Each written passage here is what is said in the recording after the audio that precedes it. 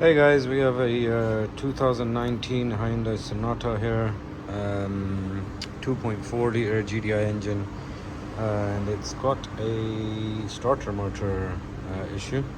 So I've started working on it, and the first thing I've done is taken the piping off. So you've got an intake pipe here, and the one that sits over here.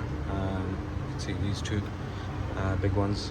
Taking those off just to give you room. I think I probably need to take off the throttle body, which you can see I've loosened up already. It's 4 10mm bolts on that. One here, and then you've got one just there. There's another one down here somewhere there, and then one down there. 4 of those. I've got one still in there, which is just holding it in place so I can work on this side. And yeah, we're gonna see just what it is. So it's no crank, no start on this.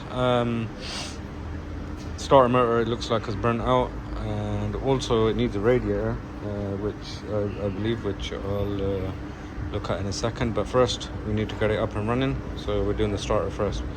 So yeah, let's take a look. So we've got the starter out finally. Here's the part number if anybody does need it. I know this has been asked a few times.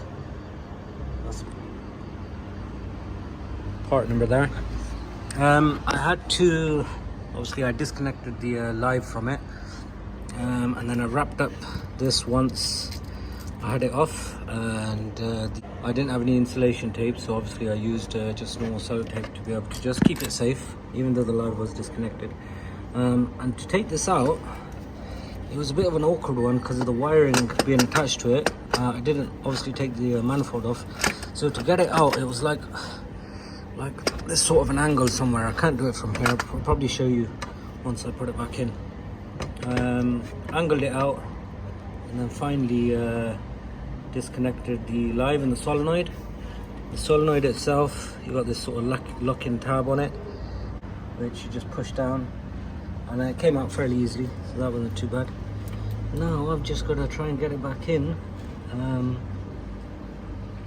which is probably going to be a bit of a technicality. I can't show you from here, probably show you from down below how I've done that, and then connect it back up once it's sort of semi back in.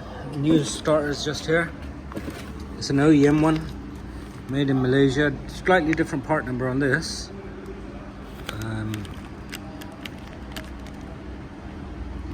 But apparently it should do the job, so let's see. Okay, so I'm going to try and do the reverse of what I've done to get this out. So here's the main live, and then the solenoid wire connects just in there. Okay, I'm going to leave the solenoid wire off purely because I just feel like I can get that one in and after quite easily. Obviously the live's a bit more harder. I've left it a little bit loose just to give me a little bit of maneuverability and not be too tough on the cable itself. But essentially what we need to do is, I'll show you, get it over there. So I've angled it in, and let me see if I can try and show you guys what I'll be doing.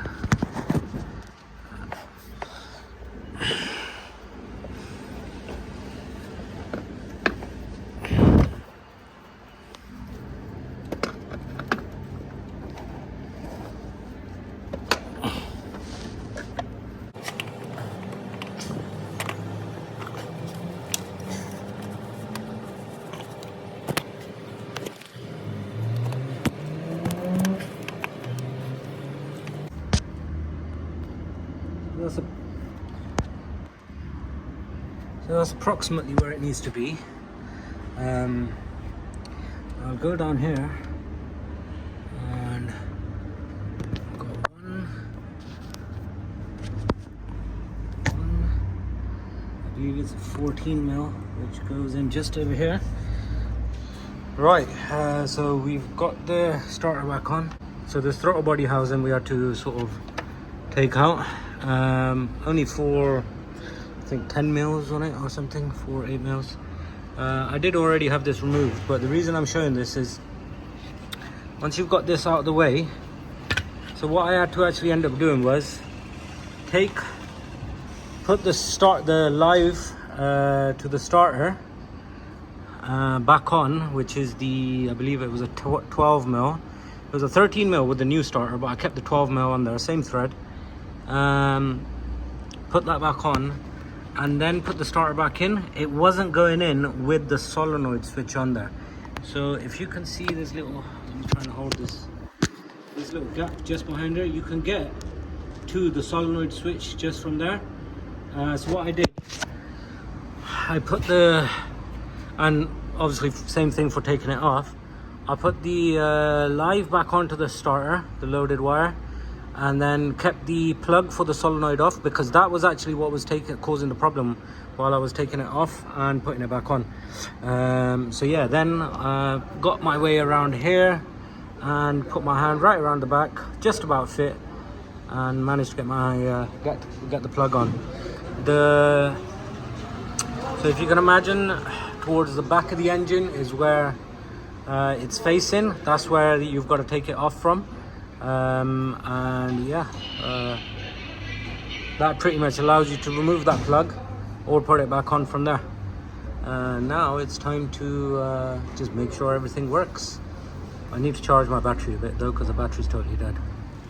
Right, so we've got it all up and running. Starter's clicked in straight away. It's running fine, no issues. Battery was a bit dead, so I haven't restarted it again, but it started up first time, no issues. Nice and easy, simple fix, to be honest. Obviously I had to remove this pipe as well.